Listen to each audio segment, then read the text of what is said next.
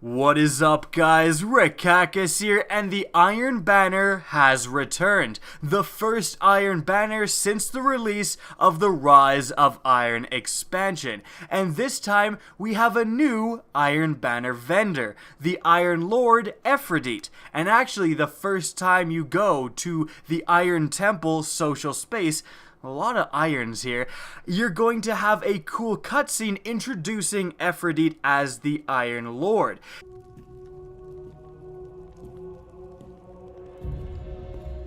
No statue for me, I see. The statues are for the dead. And I always hoped you were not among them. Now, we're actually going to be assessing Efrideet's inventory, the Iron Banner inventory, this time around, and really asking the question, is there anything that's worth buying? So, let's dive right into it. Efrideet is going to be located if you spawn into the Iron Temple and go to your right, across the bridge, and through the door that is usually closed. But it's open this time, allowing you to go through, head more to the left this time, and you'll see Efrideet set up with the massive Iron Banner burning sigil. Now firstly, as for the armor, she is selling gauntlets and class items at an extremely disappointing 350 light. This I really don't understand. This is the same light as normal vendor inventory, and the Iron Banner is anything but a normal vendor. 350 light is unlikely to help out almost all Guardians in their journey, and frankly, I wouldn't recommend buying any of these just for the light, even if you're below 350. Blue drops from strike bosses go all the way up to 365 light. So there's really no reason to spend your hard-earned resources on gear that's only 350 light. However, there are definitely some people who would want to buy this armor. Firstly, collectors being able to get the first few pieces of the Iron Banner armor is pretty cool. And also, if you're really interested in either the stats of these armor pieces or the perks, you can also definitely buy them. With that being said, for the vast majority of people, I would recommend you don't buy the Iron Banner armor. It's just so underleveled for what you're going to want to do later in Destiny. And frankly, you're going to be getting so many more armor pieces from the raid, from Trials of Osiris, that drop all the way up to the 385 light level, that there's just, again, no reason to spend your hard-earned resources on this 350 light gear. I would recommend holding off for now. But what about the weapons? Well, the first weapon we have here is the new Iron Banner shotgun, the Proud Spire.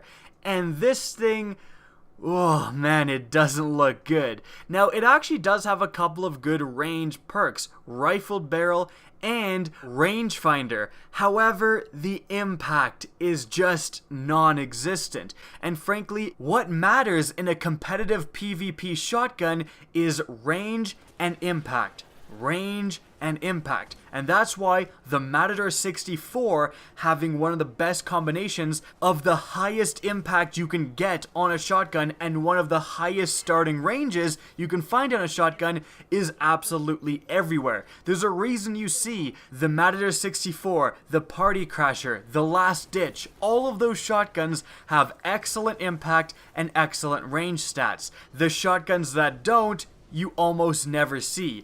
And this is going to be one of the shotguns you almost never see. The damage just isn't there. With that being said, the one redeeming factor of this shotgun, if you want to buy it for the sake of it looking cool, which it definitely does, is that it could be a pretty useful PvE shotgun. In PvE, you're not super concerned about getting that one-shot kill, so you're more able to just stand in front of an enemy and shoot off multiple rounds. And that's where this gun does kind of come into its own. It does have a pretty damn good rate of fire, and this gun, combined with all of the range-increasing perks, is going to let you just mow into an enemy with multiple shots in PvE and likely take down, generally more powerful enemies like Axis Minotaurs and the like with relative ease. However, the new Monarchy shotgun is kind of even better at this. It comes with full auto and extended mag, so you may want to take a look at that if you're interested in a shotgun that does that sort of thing. Moving on, we have the new Iron Banner auto rifle, the Unbent tree, and this is also disappointing. Now, this auto rifle actually does fall into the one competitive auto rifle category, the extremely fast firing auto rifles. Stuff like the Doctrine of Passing fits into this, and it's pretty damn good. However, the roll is just terrible. We have perfect balance, which actually is pretty good. You need stability with this type of weapon to land your shots. But then we have Reinforced Barrel, which gives you the range that you also need in this type of weapon, but it reduces the stability. Backed it up with Casket Mag that increases magazine, but at the cost of stability. Lightweight, which really doesn't help too much. Hidden Hand is decent, but not super effective. And Hipfire, which, again, just isn't very good, and you just have a roll that isn't good. If this roll had something like Counterbalance, it would be much better. A small bore to increase the range and stability. That's what you're looking for. With these auto rifles, you need to increase their stability so you can actually land your shots, and range when possible so that you can extend their killing potential.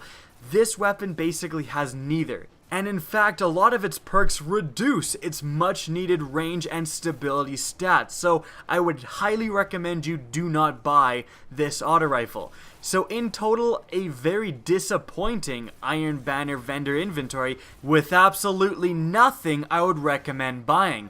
However, that's not saying that the Iron Banner itself is disappointing. Go ahead, stock up on those Iron Banner bounties and go into the Iron Banner, because like I said, that auto rifle actually belongs to the good auto rifle category. So if you can get a better roll just from a random drop within the Iron Banner, or potentially from a reward package for leveling up, that thing could be pretty damn good. So keep an eye out for it. Again, play the Iron Banner, enjoy the Iron Banner, but there's nothing I would recommend buying and spending your resources on in the actual Iron Banner inventory. And hopefully with the actual Iron Banner drops, the armor will be dropping with an appropriate light level related to your current light level, not this 350 garbage. But in any event, that's it for the video. I hope you guys enjoyed and found this informative. Now, if you did, please remember to help me out by simply rating and especially sharing this video. If you want to see more Destiny content similar to this from me, don't be afraid to slap that subscribe button. Now, if you want to get in touch with me and keep up to date with the latest channel activity, the best way is to follow me on Twitter. That's linked in the description down below, as is my Twitch channel, which you can also follow. Again, I hope you enjoyed the video, and as always, have a good day.